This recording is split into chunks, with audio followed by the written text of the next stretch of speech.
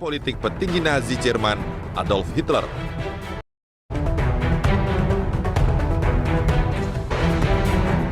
Sejak urusan judicial itu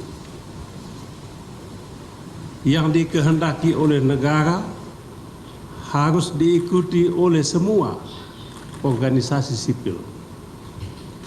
Dalam hal ini, dengan cara pikir itu tadi, Yusril mencoba untuk menguji apakah kehendak anggota-anggota partai politik, anggota Partai Demokrat, sejalan dengan kehendak atau kemauan negara.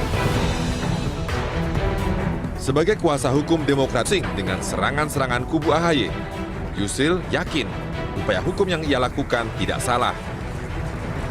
Satu peraturan itu dibentuk dengan dua sebab. Pertama karena perintah undang-undang, kedua karena delegasi yang diberikan oleh undang-undang. Partai politik memang dia bukan merupakan institusi negara secara langsung. Tapi posisi partai politik itu sangat penting.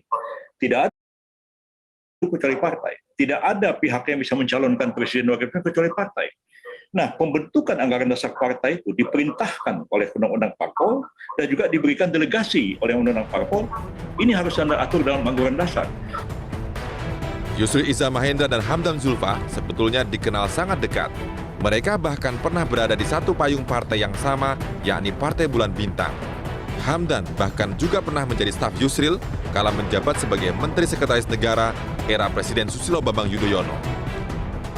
Tim Liputan Metro TV. Yang dilayangkan melalui Anda terkait ADART Partai Demokrat seperti pola Adolf Hitler. Bagaimana Anda menanggapi analogi ini? Begini, saya menguji anggaran dasar Partai Demokrat itu dengan undang-undang yang berlaku. Dan dua undang-undang utama yang saya jadikan batu uji itu adalah Undang-Undang tentang Partai Politik nomor 2 tahun 2008 beserta perubahannya, dan Undang-Undang tentang pembentukan peraturan perundang-undangan Undang-Undang 12 tahun 2011. Kedua undang-undang itu dibuat oleh Presiden Republik Indonesia yang namanya Susilo Bambang Yudhoyono. Dan di DPR ada fraksi Demokrat yang Beni Harman jadi anggotanya. Ikut membahas kedua undang-undang itu sampai disahkan menjadi undang-undang. Jadi anggaran dasar Partai Demokrat itu tidak saya uji dengan yang aneh-aneh. Saya uji dengan dua undang-undang yang dibuat oleh Presiden SBY sendiri.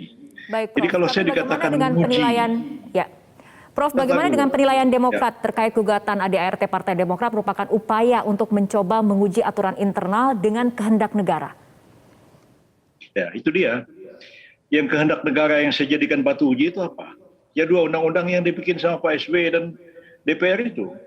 Jadi kalau dikatakan kehendak negara itu adalah seperti sistemnya Hitler, berarti dua undang-undang itu dibikin oleh rezimnya Hitler.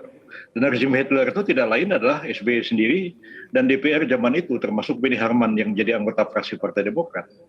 Jadi omongan mereka itu jadi bumerang yang bisa memukul mereka sendiri tanpa mereka sadari. Tapi Prof, ada tudingan Anda memiliki agenda kekuatan tersembunyi dengan adanya uji materi ADART Demokrat ini. Ya, hanya dugaan-dugaan dan tuduhan-tuduhan. Ya, saya bertindak sebagai advokat profesional.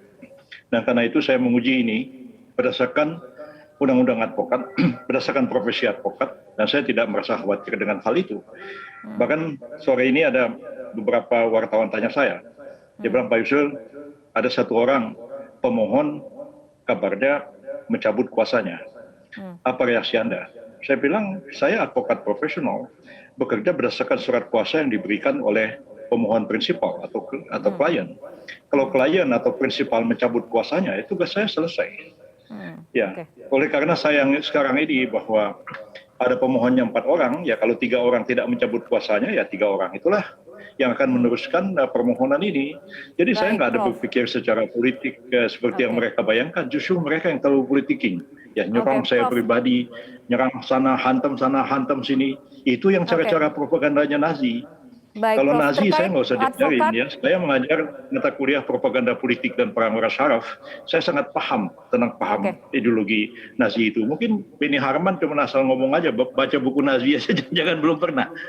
Baik, Prof Yusril, mengenai advokat sendiri, Anda terkejut atau tidak? Kaget tidak ketika kubu AHY menunjuk Hamdan Zulfa sebagai kuasa hukum? Anda dan Hamdan Zulfa bukankah dikenal sangat dekat? tidak terkejut dan tidak aneh sama sekali karena selama ini saya sudah tahu bahwa Pak Hamdan itu sudah menjadi advokatnya Partai Demokrat untuk kasus yang lain di PT UN. Ketika ada permohonan baru di Mahkamah Agung, ya sangat mungkin sekali bahwa Pak Hamdan Zulfa juga akan ditunjuk oleh Partai Demokrat. Dan saya sebenarnya tidak terkejut atau merasa kaget dengan penunjukan ini. Kita anggap ini hal yang biasa-biasa saja terjadi. Oke, Prof Yusril, ada argumen yang disampaikan oleh Hamdan Zulfa terkait gugatan ADART Anda. Kita simak bersama pernyataan dari Hamdan Zulfa. Kami menduga ada kesengajaan dari para pemohon untuk tidak mengajukan Partai Demokrat sebagai pihak termohon. Walaupun objek permohonannya adalah anggaran dasar dan anggaran rumah tangga Partai Demokrat untuk menghindari Partai Demokrat memberikan penjelasan yang sebenarnya. Prof, langsung saja tanggapannya. Gini, yang membuat anggaran dasar itu siapa? Ya, Partai Demokrat, ya. Bagian mana di dalam Partai Demokrat yang membuat anggaran dasar itu? Menurut Undang-Undang Partai Politik, ya, yang membuat atau melakukan perubahan terhadap anggaran dasar itu adalah Kongres, dalam hal ini Kongres Partai Demokrat. Jadi yang kami ajukan sebagai termohon adalah Menkumham. Mengapa Menkumham yang kami jadikan sebagai termohon? Oleh karena seperti apapun sebuah partai membuat anggaran dasar, kalau dia tidak disahkan oleh Menkumham, dia nggak berlaku sebagai satu peraturan yang mempunyai kekuatan hukum mengikat. Sama aja, mau pengurus partai mau berkelahi, mau berantem, mau jotos-jotosan, terserah mereka. Tapi ketika mau pilkada, ketika mau pemilu, ketika mau pilpres, yang mana, pimpinan yang mana yang dianggap sah? Yang berdasarkan SK Menkumham. Baik, Jadi nggak ada terkait yang aneh di sini. Baik, Prof, terkait tadi penjelasan dari Hamdan Zulfa, apakah memang karena tidak ingin Partai Demokrat untuk didapatkan kesempatan menjelaskan? Kalau mereka mau jelaskan, silahkan mereka cari jalan. Bagaimana mereka menjelaskannya. Itulah justru Hamdan itu ditunjuk jadi advokat sejauh mana dia jeli melihat persoalan ini. Dan sejauh mana dia dapat melakukan upaya-upaya yang sah menurut hukum. Agar dia dapat menjelaskan persoalan itu ke Mahkamah Agung. Orang yang menggugat atau orang yang mohon itu terserah siapa yang jadi pemohon, siapa yang jadi tergugatnya. Dan sekarang semua advokat tahu. Kalau dia tidak jadi sebagai pihak termohon, bagaimana caranya dia bisa tampil jadi pemohon? Nah, itu kejelian advokatnya. Saya nggak mau ngajari advokat yang Partai Demokrat. Nanti saya dibilang, saya dibayar Muldoko 100 miliar, nanti saya dibayar lagi sama AHY 100 miliar, kaya raya saya. Baik, Prof, terkait gugatan Anda ke Mahkamah Agung mengenai ADART dari Partai Demokrat disebut juga tidak lazim karena gugatan Anda menjadikan ADART Partai Demokrat sebagai salah satu jenis peraturan perundang-undangan. Bagaimana tanggapannya? Ya, di dalam undang-undang tentang pembentukan peraturan perundang-undangan itu disebutkan jenis-jenis peraturan perundang-undangan. Ada yang disebut, ada yang tidak. Misalnya, peraturan Dirjen Pajak itu nggak ada disebut dalam sebagai satu bentuk peraturan perundang-undangan. Tapi kalau Anda tidak mau bayar pajak karena alasannya itu dibikin sama Dirjen Pajak, ya Anda repot sendiri. Nah, kalau kita baca undang-undang pembentukan peraturan perundang-undangan itu jelas dikatakan bahwa ya undang-undang ya dapat memberikan pendelegasian atau pengaturan lebih lanjut kepada peraturan perundang-undangan di bawahnya. Sekarang pertanyaannya, ketika ada anggaran dasar dikatakan oleh undang-undang, ketentuan lebih lanjut, diatur lebih lanjut di dalam anggaran dasar partai yang bersangkutan. Lalu kita mau bilang apa? Anggaran dasar partai. Tidakkah sesuatu yang harus disetarakan dengan peraturan perundang-undangan? Kalau alasannya itu tidak diatur oleh undang-undang, ya tidak ada hukumnya, ya pertanyaan saya, apakah mohon sebagai pihak terkait itu ada aturan hukumnya? Enggak ada aturan hukumnya juga. Oke. Baik, Prof, kita akan tunggu saja bagaimana kemudian babak selanjutnya dari gugatan ADART Partai Demokrat ini. Prof Yusril Iza Mahendra, terima kasih telah berbincang. Sepertinya barang baru ya, ada uji materi ataupun permohonan pengujian ADART sebuah partai ke MA. Yang menjadi dasar hukumnya apa, Prof, dari permohonan pengujian ini? Ya, dasar hukumnya itu mengacu kepada undang-undang tentang pembentukan peraturan perundang-undangan dan undang-undang tentang partai politik. Jadi kalau kita membaca undang-undang partai politik, disebutkan bahwa partai itu harus membuat anggaran dasar dan anggaran rumah tangga. Nah, yang mencerminkan asas-asas kehidupan hukum dan demokrasi yang tuang di dalam Konstitusi UUD 45, juga di dalam undang partai politik itu sendiri.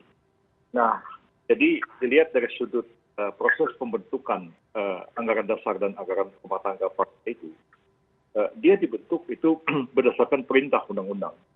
Dan yang kedua, dia dibentuk berdasarkan kewenangan yang diberikan oleh undang-undang. Jadi misalnya undang-undang mengatakan begini, ketentuan lebih lanjut diatur dengan peraturan presiden, lebih lanjut diatur dengan peraturan menteri, atau ini diatur dengan peraturan pemerintah. Nah, bila peraturan pemerintah, peraturan presiden, peraturan menteri yang dibentuk berdasarkan perintah undang-undang dan berdasarkan kewenangan yang diberikan itu ternyata bertentangan dengan undang-undang itu sendiri, siapa yang bisa menguji itu? Ya, Mahkamah Agung lah yang bisa menguji. Memang anggaran dasar anggaran rumah tangga itu bukanlah peraturan perundang-undangan seperti yang disebutkan secara eksplisit di dalam undang-undang tentang pembentukan peraturan perundang-undangan. Ya. Tapi ia dibentuk berdasarkan perintah undang-undang, berdasarkan kewenangan.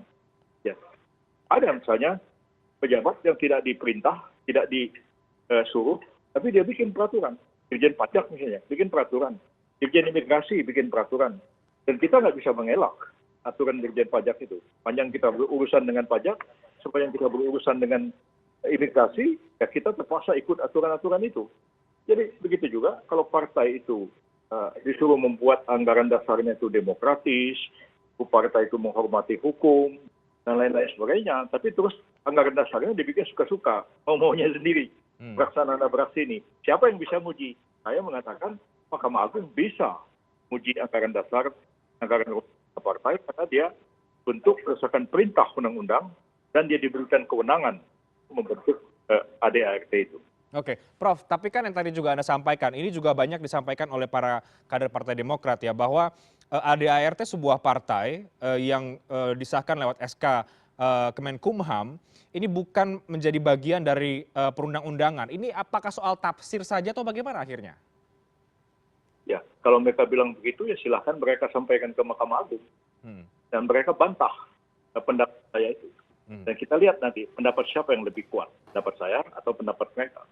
Saya kira kalau ada cara seperti itu, saya sangat menghormati mereka. Artinya, kalau ada anggota partai itu, dia konflik dengan yang lain, konflik dengan pengurus partainya, dan kemudian mereka membawa itu karena hukum, saya kira itu harus dihormati dalam negara hukum dan demokrasi. Jadi negara hukum dan demokrasi itu kan mengalihkan perkelahian di jalan-jalan, caci maki di jalan-jalan, jadi perdebatan akademik dan argumentatif di pengadilan. Supaya negara itu berjalan secara tertib, aman, dan damai, begitu. Jadi sekarang kan persoalannya, saya belum melihat sampai hari ini langkah yang dilakukan oleh Partai Demokrat. Misalnya mereka tunjuk ahli hukum. Mereka kan punya ahli hukum. Ada Dr. Amir Samsudin, mantan Menkumham juga, seperti saya. Ya. Ada Beni Harman, doktor hukum juga, ketua fraksi Demokrat. Saya belum dengar, Amir Samsudin sampai hari ini saya belum dengar ngomong sepatah kata pun juga. Yang ngomong malah Rahlan Nasidik, yang ngomong itu malah siapa itu lagi namanya itu, Andi Arief, ya omongannya ya omongan orang jalanan. Dan nggak ada omongannya itu, inteleknya nggak ada sama sekali. Jadi saya juga, kalau Pak SBY itu ada apa namanya, stiker Pak SBY itu begini ya, saya prihatin, kata Pak SBY. Ya Pak, saya juga prihatin ini dengan kader-kader Partai Demokrat yang ngomongnya ya aneh-aneh begitu. Dan nggak ada argumentatifnya sama sekali. Jadi saya nggak kalah prihatinnya dari Pak SBY sebenarnya, melihat perkembangan yang terjadi beberapa hari terakhir ini. Oke, jadi Anda men-challenge juga Partai Demokrat untuk beradu argumen ataupun tafsir soal bisa atau tidaknya ADART ini diuji kembali, judicial review di MA? Ya, saya kira. Bahkan ada yang mengatakan, Mahkamah Agung tidak berwenang mengadili. Ya silahkan dia sampaikan, itu kompetensi absolut. Ya eksepsi, permohonan kita ke Mahkamah Agung. Ya, selama ini kan ada argumen-argumen seperti itu. Yang ada itu malah ya dipersoalkan, ya, kenapa saya begal menggugat, kenapa saya ikut-ikutan begal politik segala macam. Saya bilang saya nggak ikut-ikutan persoalan politiknya.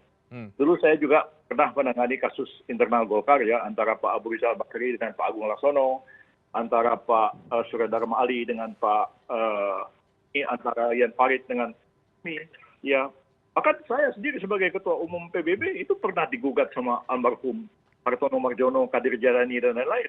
Ada api di pengadilan. Dan saya nggak caci maki orang di luar. Saya pikir, oh iya kalau ada oke, kita lawan, Oke. kita lawan aja. Baik. Jadi Oke. saya kira cobalah kita argumentatif dan kemudian kita lebih dewasa menyelesaikan persoalan-persoalan yang kita hadapi dalam kehidupan politik ini. Oke, Prof. Artinya dari kacamata Anda melihat ada celah, ada yang salah dari ADART Partai Demokrat? Kalau saya analisis secara akademik, iya. Ya. Kalau orang mengatakan tidak, silahkan. Dan ini saya di-challenge bukan pertama kali ya. Dulu ada profesor di Unhas ya, Profesor Ahmad Ali. Pada waktu saya menguji undang-undang kejaksaan, saya melawan Jaksa Agung pada waktu itu, dia bilang, justru itu lain yang gatal, lain yang digaruk. Katanya, Yusril itu ibarat onta mau masuk lubang jarum. Katanya, kalau Yusril itu benar, dia bisa menang di Mahkamah Konstitusi, ya, saya akan copot gelar profesor saya. Sayangnya, beliau meninggal 2 minggu sebelum Mahkamah Konstitusi memenangkan saya di pertarungan itu. Jadi ya, orang bisa aja bilang saya ini aneh-aneh. Ya, masuk akal. Ya debat aja, silakan. Nanti kita lihat hasilnya seperti apa. Oke. Saya di pengadilan, kadang-kadang saya menang, kadang-kadang saya kalah juga. Jadi ya salah. Yang salah apa, Prof? Yang salah apa dari Dengan soal itu. kalau dari Anda yang Anda teliti, yang salah apa dari ADART sebuah partai, dalam hal ini Partai Demokrat, yang bertentangan dengan undang-undang tadi kan di awal kita sudah bahas? Ya, saya kira saya tidak akan menguraikan yang lebar kesempatan ini ya. Berapa pasal yang diuji itu jelas sekali ada di dalam permohonan yang saya buat. Dan itu bisa dibuka di web Mahkamah Agung. Ya, bisa dibaca oleh semua orang. Tidak ada yang itu terbuka. Ya antara lain misalnya mempersoalkan tentang prosedur pembentukan anggaran dasar itu sendiri. Ya, anggaran dasar itu sudah ada ketentuannya, baik di dalam partai politik itu sendiri maupun di dalam anggaran dasar yang sebelumnya. Itu perubahan yang normal. Apakah prosedur perubahan ART 2015 jadi ART 2020 itu sudah mengikuti prosedur perubahan yang diatur dalam anggaran dasar sebelumnya atau tidak? Itu saya kemukakan. Mana kesalahannya, di mana kekurangannya. Kemudian ada pengujian material. Hal-hal yang material itu kita anggap tangan undang-undang partai politik itu sendiri. Misalnya kedudukan dari tinggi partai. Iya. Proses pengambilan keputusan dan lain-lain sebagainya. Jadi kalau itu bertentangan, nah kita mohon Mahkamah Agung coba dipelajari dan kemudian coba dibatalkan. Nah, ada yang mengatakan begini, ya ini tidak bisa dong karena pemohonnya juga ikut dalam Kongres tahun 2020 di oleh sidang itu. Ya, bacalah permohonannya seperti apa. Mereka mengatakan ya, memang kami hadir di Kongres dan ada saksi-saksi mengatakan. Tapi pada waktu itu katanya tidak ada pembahasan sama sekali. Ya kita peserta Kongres duduk aja, tiba-tiba sudah dibacakan ini keputusannya. Nah itu keberatannya mereka. Kalau bisa ada yang mengatakan sebaliknya, itu akan dibantah di pengadilan. Saya senang juga kalau sekiranya ada yang membantah itu. Baik Prof. Yang jelas ketika Anda menjadi kuasa hukum dari para ex-kader Partai Demokrat ini, Anda tentu sudah tahu bahwa ada respon yang begitu keras dari sejumlah kader Partai Demokrat. Oke, posisi Anda adalah sebagai lawyer yang bekerja secara profesional dalam hal ini. Tapi mau tidak mau, Prof, pasti akan juga kemudian dianggap ketika Anda menerima tawaran ini, Anda berpihak kepada mereka atau Demokrat versinya Pak Muldoko. Apa tanggapan Anda, Prof. Yusril? Iya, advokat itu membela kepentingan hukum kliennya. Kalau advokat tidak membela kepentingan kliennya, itu advokat. Jadi kalau misalnya besok, atas kemudian Partai Demokrat memberikan kuasa kepada advokat tertentu, terus apa terus kita maki advokatnya itu? Anda ini membela kepentingannya Partai Demokratnya versi Pak AHY. Saya kira advokatnya bekerja secara profesional. Advokat itu tidak boleh diidentikan dengan kliennya. Itu dulu Denny Indrayana begitu. Kalau orang membela tersangka korupsi, dibilang itu pengacara koruptor. Nah, ketika Denny sendiri dinyatakan sebagai tersangka korupsi, terus dibela oleh teman-temannya itu pengacara koruptor apa bukan? Jadi semua itu akhirnya berbalik kepada orang yang ngomong itu sendiri. Jangan ngomong itu jangan Oke, tapi tentu Anda sudah tahu bahwa isu ini tentu akan menjadi sorotan, isu yang cukup sensitif, isu yang kemudian sejak awal ini dianggap kental nuansa politiknya, nuansa politisnya begitu karena ada sosok Kepala KSP Pak Muldoko di sana. Ketika Anda menerima tawaran ini tentu Anda sudah tahu konsekuensinya. Oh ya pasti. Ya, pekerjaan itu pasti ada risikonya. Risiko dicaci maki orang, risiko disalahpahami orang, diidentikan orang dengan sesuatu, padahal dia bukan bagian daripada itu. Ya, ambil contoh sekarang orang bilang, itu sekarang ini sudah Pak Muldoko. Berarti dia sekarang sudah jadi orangnya Muldoko. Berarti dia setuju dengan apa yang dilakukan oleh Pak Muldoko dan lain-lain sebagainya. Ya saya pikir titiknya saya nggak mau ikut terlalu dalam. Saya mempersoalkan aspek-aspek hukumnya. Oke. Dulu saya pernah bela Hizbut